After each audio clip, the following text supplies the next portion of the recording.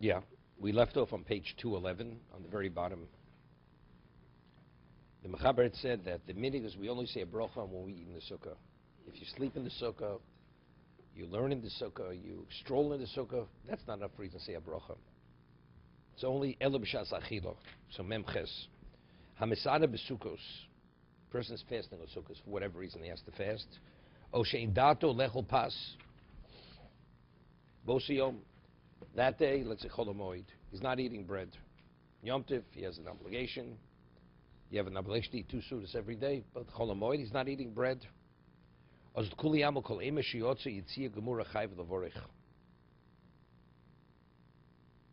second. He says, let's say he leaves the sukkah. Actually, Yitzia Gemura, meaning totally with a hesach hadas. It's not to continue the original visit to the sukkah. The davke she'ochel pas svirulu lahad poskim shevorech al ikar hachiyu v'asukkah polt kol dvar matfelim. He's saying something chidush. He explained the Rishonim who say that the reason why the minig is only on pas and not on when we sleep there, we stroll there, we spend time there, because everything is secondary to bread.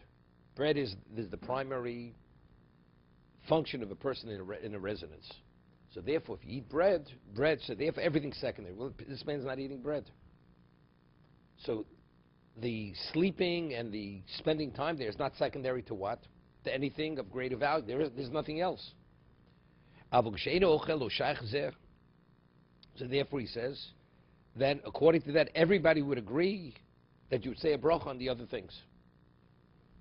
He's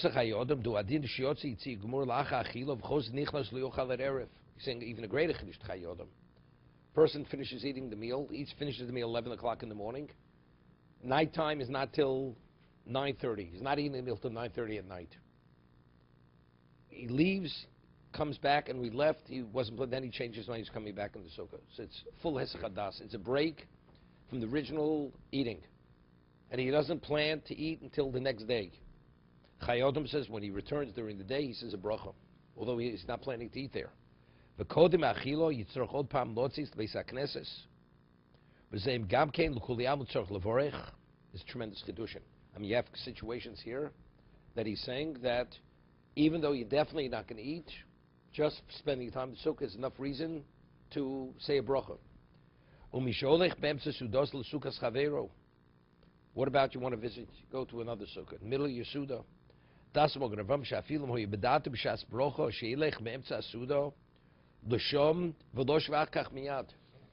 He had a mind to go there and come back.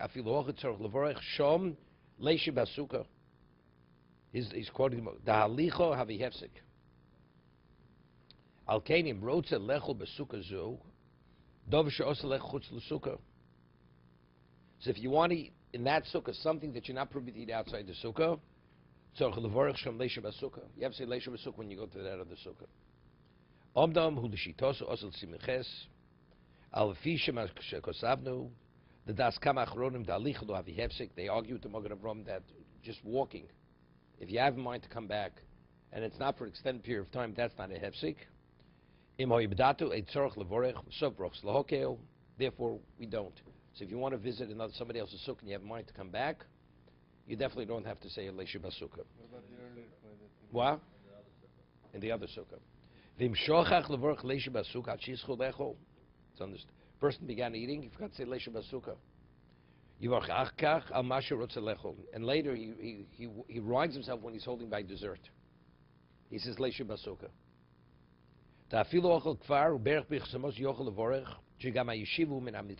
He finished the meal totally. This is a continuation of what? Of the beginning of the meal. He says, nevertheless, if it's before Birchas Hamazon, where you still can eat, you should eat a little bit and say the bracha. Here, a person said Kiddush in the sukkah and he began eating the meal. He didn't realize he didn't open the shlach. Right? It's above the schach. You don't realize the shlach is still closed.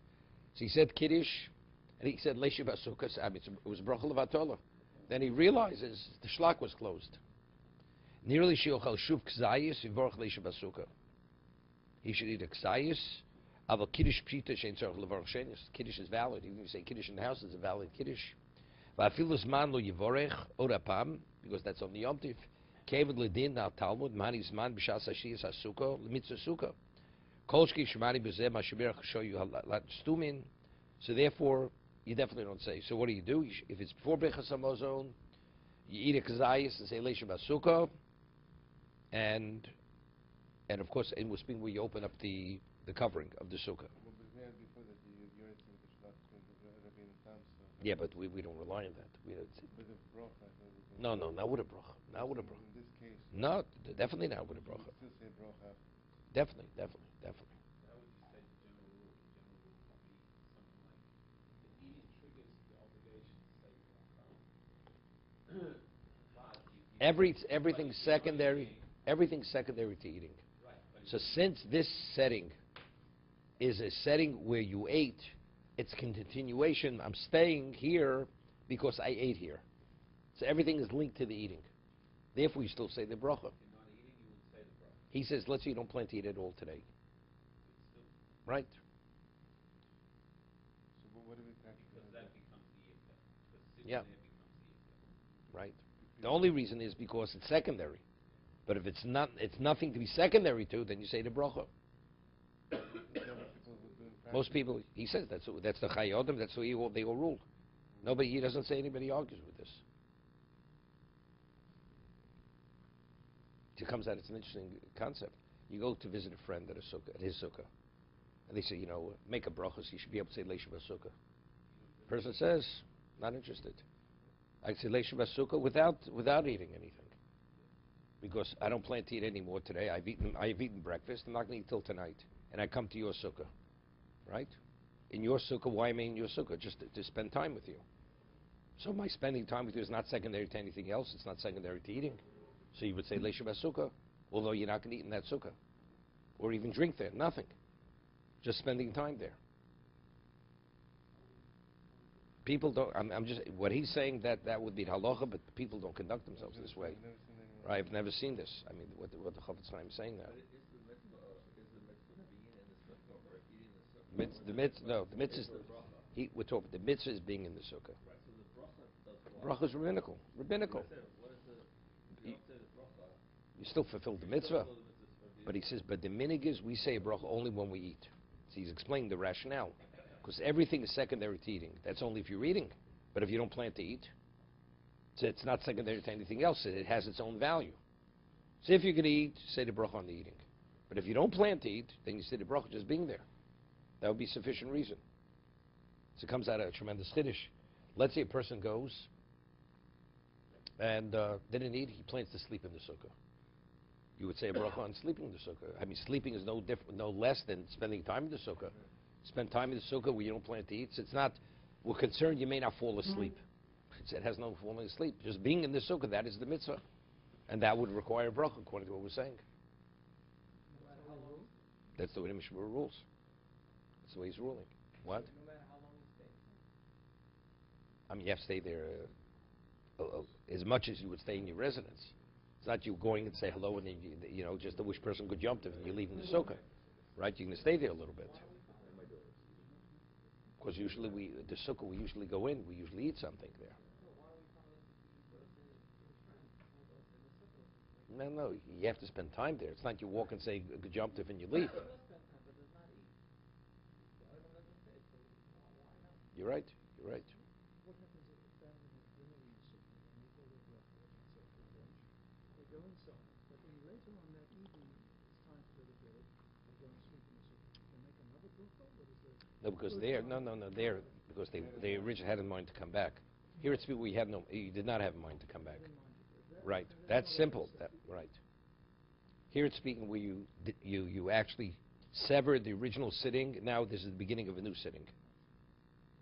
Okay.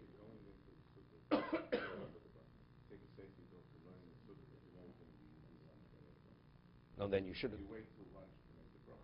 Right. Correct. All right. As far as eating wise, when it comes to drinking wine or grape juice, we consider that eating on some level. Why don't we say l'shem b'sukkah when we drink wine? When we say mizonos, we would say the Shabbos. He said earlier, a person who doesn't plan to eat bread, he says, Ein dato lechol pas, right? He says, Kuli alma. Everybody agrees, if you don't plan to eat bread, you say, Lesha basuka. So when we make Havdalah, it's not part of the Shabbos, it's not part of the Havdalah. First, they'll have Havdalah. Usually when you say Havdalah, you plan to have something to eat later. Right, so again, that is secondary to something else. And usually you do say Lesha basuka. If you plan, it's no different. You say Kiddush and then you can eat the meal. You're saying Havdalah and then you can have something later to eat. Right, you don't have to eat the mazonos immediately. Right, as long as it's within a certain time period, you say Lesha basuka.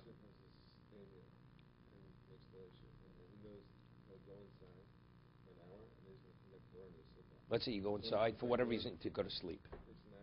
Let's say for sleeping it's mitzdayer, but to spending time it's not mitzdayer. That means when you went in, once you go to sleep, that's definitely a hefsek. And when you come back, and you don't plan to eat again till tonight. Till tonight, till after nightfall, you don't plan to eat anymore today. According to Mishna Berura, you would say a bracha. You'd say a Lesha basuka. No, you have to have a hefsek. No, if you plan to come back, then no. Why is it a hefsek? Going to the house is not a hefsek. No, that's not it. If you had it in mind, it has to be a mental hefsek, right?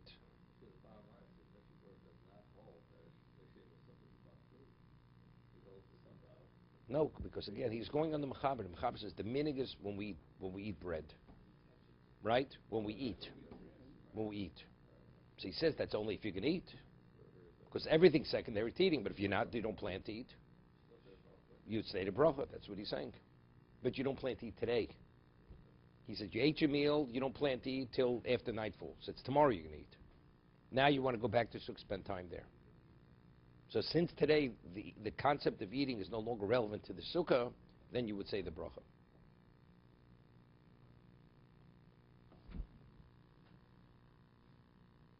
Okay, we'll just start the next siman. Mi me'aptur mi'yeshiva sukkah. Who's exempt from sukkah? Noshim va'avodim ketanim p'tur min sukkah. Women, Canaanite slaves and minors. We'll see what kind of minor. They're exempt from the sukkah. I mean, you have a minor you have to start training him to observe mitzvahs. There's an age what we call chinuch. No, that's the Gemara says there's a miyut. We have the Gemara kedusha. Okay, tumta v'adrogenis chayav misofik. A tumtum means the person's genitals are covered over. It's unclear whether it's a man or a woman. It's a sofik doraisa. Androgynous is also androgynous person. It's a question: what's the status, male or female? Chayav misofik. Chemisha chetzu eved chetzi ben chorin. Chayav, person who's half free man, half slave. Right? He had two masters. One emancipates a slave. So his portion of was emancipated. He's a full Jew. So because of the part that's a full Jew, he has an obligation in the sukkah. The other half, which is a full slave, he has no obligation. Doesn't make a difference. No. But until you emancipate him, right? It says kofin. They compel him. They force him to free him. But until that happens, okay. Let's see the Mishna Berura. Noshiv avodim. Shem dahavali mitzvahs aseishas mangromo v'noshim pturos. Ve'evedino kisha. Kanani slave status as a woman. Lenient brocha. Okay. Now the question: what about a brocha mitzvahs mangromo? So that's machlokes the mechaber and the Ramo. Right? Svardim, the women don't say bracha mitzvahs magrama. Ashkenazim do. It's machlokes Rishon. We have the end of Eruvin. Bracha, linyan brocha shirotz and leish basuk ayin leo sim yudzayin nogin anoshim levorich. That's meaning Ashkenaz. Meaning Ashkenaz is that a woman says a bracha. Ochein acherim lo yivorchu lehem. Now that's very important. What about someone should say the bracha on her behalf? Because here she's really not obligated. So what's the whole concept? Why do we say you could cover another person? Because it's based on arvus. Kosher al Raven Zelzesa. Since she's obligated, therefore you're responsible to cover her obligation, but she's not obligated. Right? It's her prerogative. Therefore she'd say the bracha herself. You shouldn't be motzier. Afilu ein yodim ba'atzman, even though they're not able to say the bracha themselves, im lo shevarchim ba'atzman, unless they say the bracha themselves. This comes up with Kiyah Shofar, right? Kiyah Shofar is old mitzvah man groma. You blow a shofar for a woman, she's not able to say the bracha herself. Do you say the bracha on her behalf? We tell her to say the bracha herself, and then you blow the shofar on her behalf. So it's cited explicitly. Preferably, she'd say the bracha herself, and then you blow the bracha. But I think it's cited over there that if she's not able to say the bracha, you're permitted to say the bracha on her behalf. And you say Shemei Kona. Here it seems to be. It says no, and even if they cannot, you should not say the bracha on their behalf. He says. Afilu ein yodim ba'atzman. Even if they're not able to say the bracha themselves, right? You should not say the bracha on their behalf because they're not obligated in the bracha. It would be a bracha levatola. Because worst case scenario. Androgynous sheish l'simon itzachros v'nakvus androgynes. Chayim yisofei kol mokul livorchu the bracha d'rabbanan sfeik l'kula sub brachas lahokel. K'nosim yudzayin siv beis kol mokum rotzen b'vorach av shus biyodem. They're no worse than a woman, but if they choose to say the bracha, they can. Correct? There's no obligation. Logri Misha, because they're not worse off than a woman. To begin. When a family sitting and the father says the Kiddush and the lay shade, is everybody covered with Everybody's covered. And the woman is covered? Definitely. Well, very often women, I'm talking about even very religious women. They don't conduct themselves right. Very often you have lechem Mishnah. I've seen it even especially at Hasidic houses. Litvish houses you don't see it. Because they're more educated, seminary, this and that. The person says the lechem Mishnah is motzi the family, and the women, they take the bread and they say a motzi on the bread. They were covered by the one who said the motzi, right? So we have to say they had in mind not to be covered. But a woman has an obligation of lechem Mishnah no less than a man. So if you don't have in mind to be covered with the bracha of the one who says the bracha, then you don't have lechem Mishnah. But very often, the woman you'll see, and she'll mumble the bracha and she'll eat the bread. No. It's not a bracha levator. No, if they're saying a bracha means they had in mind not to be covered. It's not bracha levator. I mean, then they're not yotze that aspect of. So they're not yotze lechem Mishnah. I asked once about it. I think they do it on purpose, not like mine. That they want to say the bracha on the. What do you mean they want to say it in perfect? But either you're covered or you're not covered. They say that's how they taught it. But it's not like they. That's what they taught. They taught not teach Shalosh too, Hasidic women. So it's foolishness. It's baseless. The bracha they should say is the Kiddush. What? The bracha they should say is probably the Kiddush, because you might have been Yotzei Shul. No, it's not. It's not Kiddush Mokum Suda. Everybody agrees. A shul, you're definitely not Yotzei. There's a whole shaila. The person who says the Kiddush always permitted to say Kiddush. The Chaber only says because there's a minhag, there's an ancient minhag. That's why they say Kiddush in shul. Outside of that reason, in the olden days, people used to eat in the shul. There would be no reason for a woman to say her own Kiddush. Definitely not. The husband definitely wasn't Yotzei. Certain brachot people should say it themselves, although one is Birchas Hamazon, like Birchas Hamazon. the after brachot. The after brachas, correct. Right. There's not a bracha before. No, correct. And what's 11 is fine. Any pre-bracha, yes, correct. There's no, it's better to do it another way. If there's no one to cover the person, then you can, yeah. Like we just said. No, I don't mean if the person's not able. If the person's able to do it himself, he should do it himself. He should do it himself. The after bracha. No, the after, but not the pre. Right, correct. You can always be covered, and there's no degradation by the fact that somebody else is. It's even a reason. It's even more enhanced. It's Barov Hamadras Melech, even though that's not the custom. Shabbos was Lechem Mishnah. We do it on Kiddush. It's better that one should say Kiddush for the. Even if you're able to give each person his own wine, it's better one person should cover the others. Of course, you have to be practical. If people are not going to listen to the Kiddush unless they have their own Kiddush, it's better you should give each person his own Kiddush. They're not going to listen. It's Rov Hadras Melech. Okay.